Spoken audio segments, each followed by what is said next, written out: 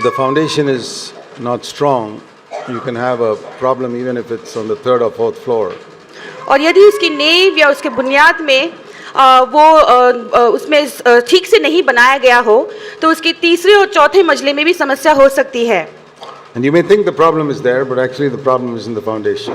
हम सोच रहे होंगे कि शायद ऊपर कहीं तीसरे या चौथे मंजिले में समस्या होगी, लेकिन समस्या जो है वो बुनियादी तौर पर है.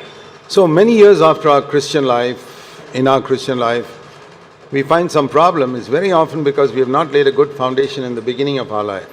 और मसीह जीवन में बहुत सालों के बाद कई बार हमें समझ में आता है कि कहीं ना कहीं तो समस्या है, लेकिन ये समस्या जो है हमारे मसीह जीवन की शुरुआत ही में हमारा जो बुनियाद है वो सही तरीके से नहीं लगाया है, इसीलिए वो समस्या बन जाता है.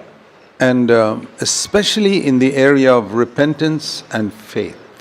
और खास करके मन फिराने के और विश्वास के क्षेत्र में. Yesterday we saw a little bit about what repentance means.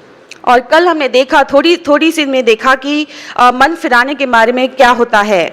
It is turning our mind from the things of earth to the things of heaven. और मन फिराने का मतलब ये होता है कि हमारा मन जो है इन संसारिक बातों से मन मोड़कर फिराकर स्वर्गीय बातों की ओर हमें लगाना है. It's not just giving up a few bad habits.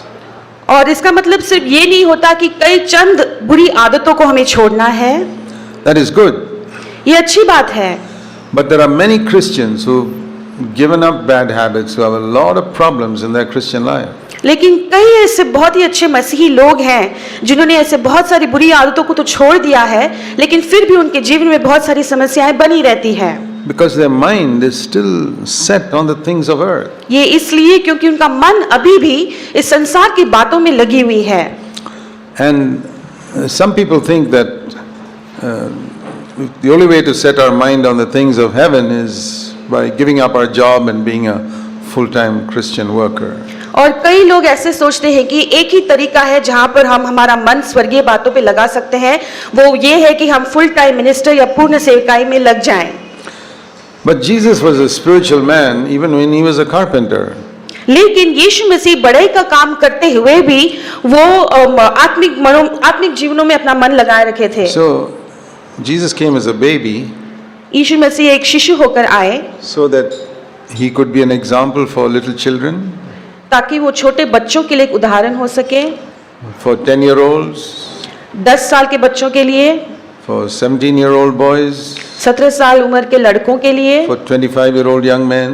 और 25 साल नौजवान व्यक्तियों के लिए. For people who are doing a business like he was doing business as a carpenter. और लोग जो कारोबार करते हैं जिस तरह से यीशु मसीह बढ़ाई का कारोबार में लगे थे. For people who are members of large families because he had 4 brothers and 2 sisters. और लोग जो बड़े-बड़े जो परिवार में बहुत सारे सदस्य हैं, ऐसे परिवार के जिस तरह से यीशु मसीह भी ऐसे परिवार में थे जहाँ पे बहुत सारे सदस्य थे. For people whose mothers have become widows. और ऐसे लोग जिनके माता जो है वो विधवा हो चुकी हैं. Because Joseph had died and Jesus was the eldest son, had to take responsibility for that family of 8 members.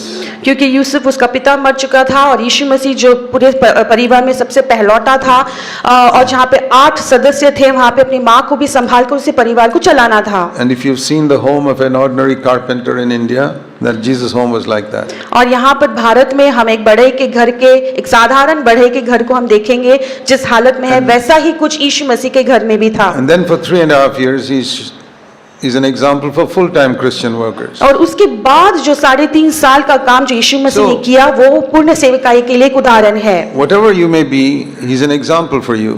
और फिर वो जो कुछ भी यीशु मसीह है वो हमारे लिए आपके लिए एक उदाहरण है. The way he welcomed children is a good example for mothers. और जिस तरह से उन्होंने बच्चों को न्योता दिया वो हमारे माँ के लिए बहुत अच्छा उदाहरण है.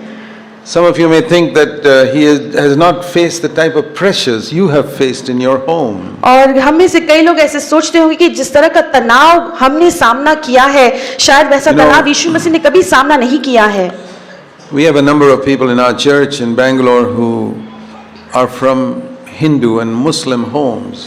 और हमारे CFC बैंगलोर कलीसिया में बहुत सारे ऐसे सदस्य हैं जो हिंदू और मुस्लिम बैकग्राउंड से पार्श्वभूमि से हैं. Jesus died for everybody.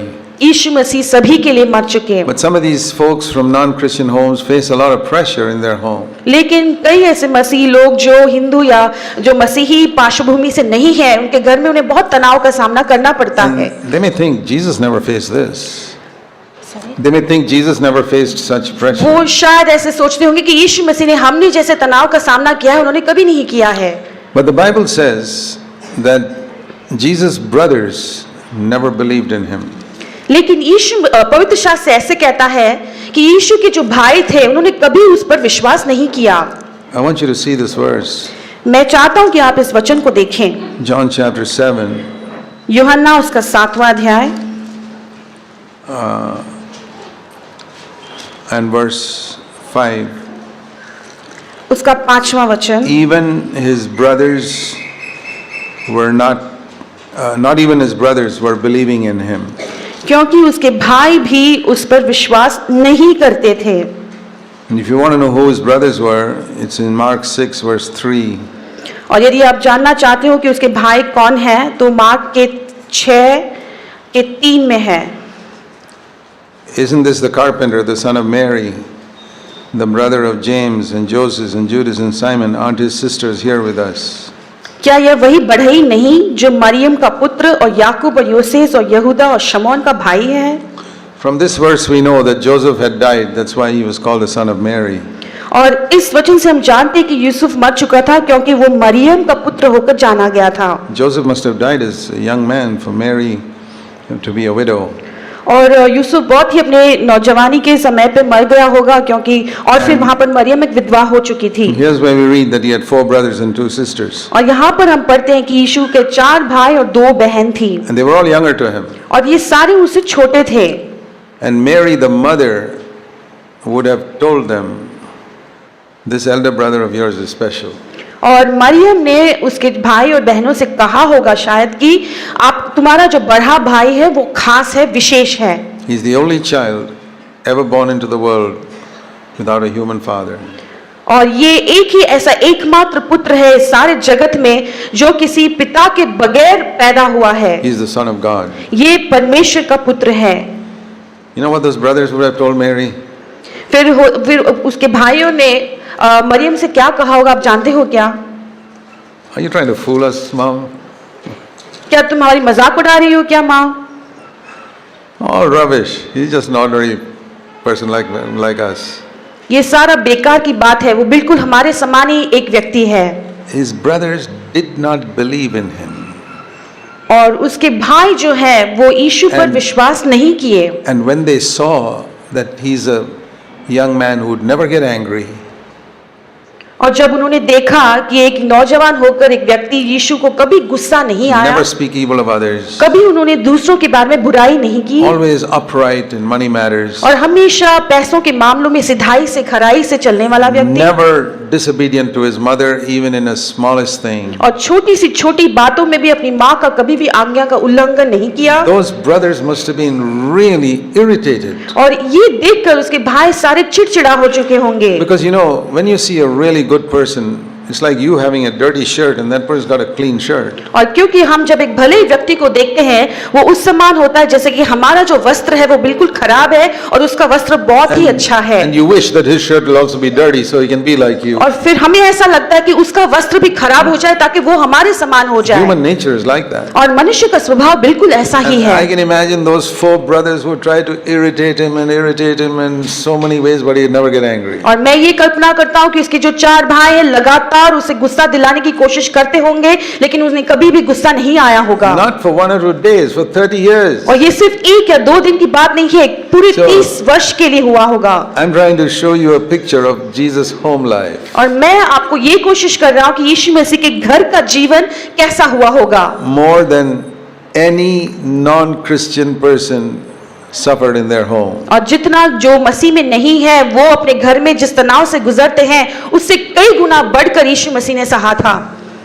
From his own brothers. अपने खुद के भाइयों से। But he never sinned. लेकिन उन्होंने कभी पाप नहीं किया। This is the one who says to us, follow me. और यही व्यक्ति है जो हमसे कहता है कि तुम मेरे पीछे आ जाओ। So faith is not just believing, oh, I know Jesus died for my sins. और विश्वास सिर्फ इतना नहीं है कि मैं जानता हूं कि यीशु मसीह मेरे पापों के लिए मर गए।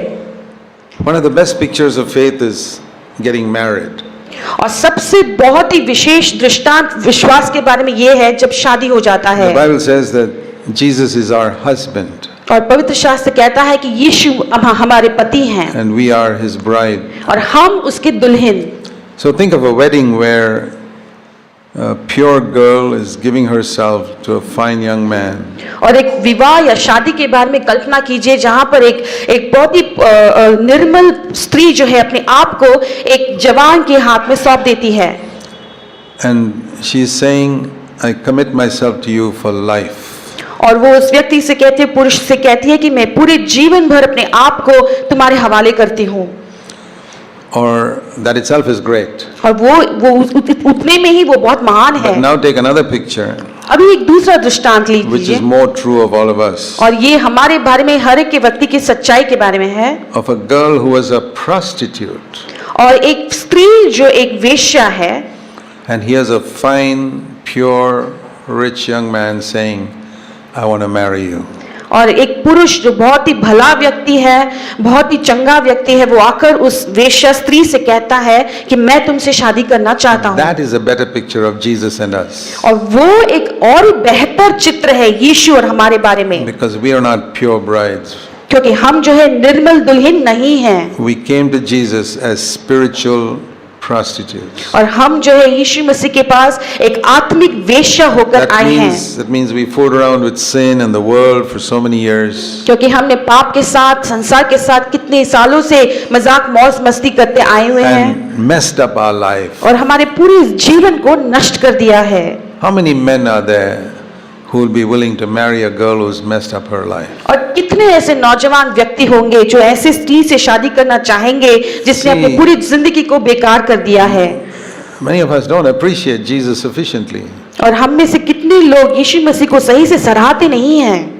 And imagine if that girl, if the wonderful young man marries her, says, okay, I will forget about all your past, I want to love you and be your husband.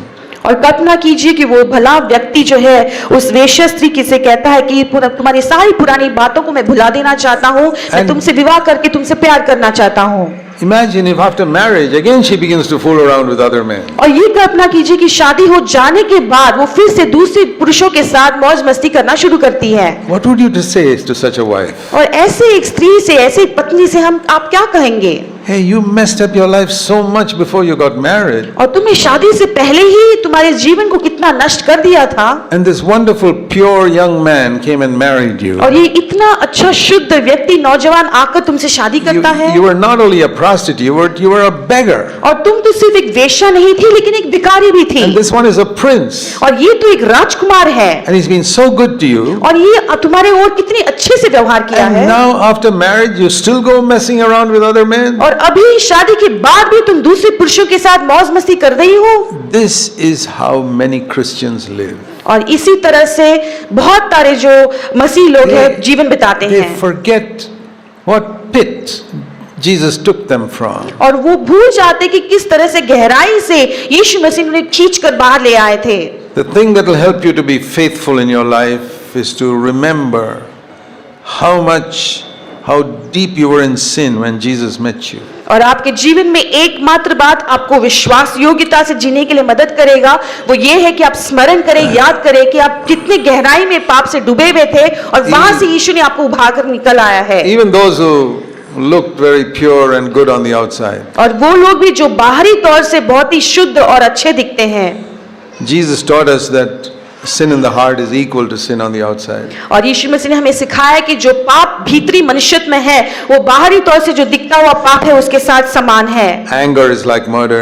और गुस्सा जो है वो खून करने के समान है। Lusting in the mind is like adultery. और मन में जो हम अभिलाषा करते हैं वो व्यभिचार करने के बराबर है।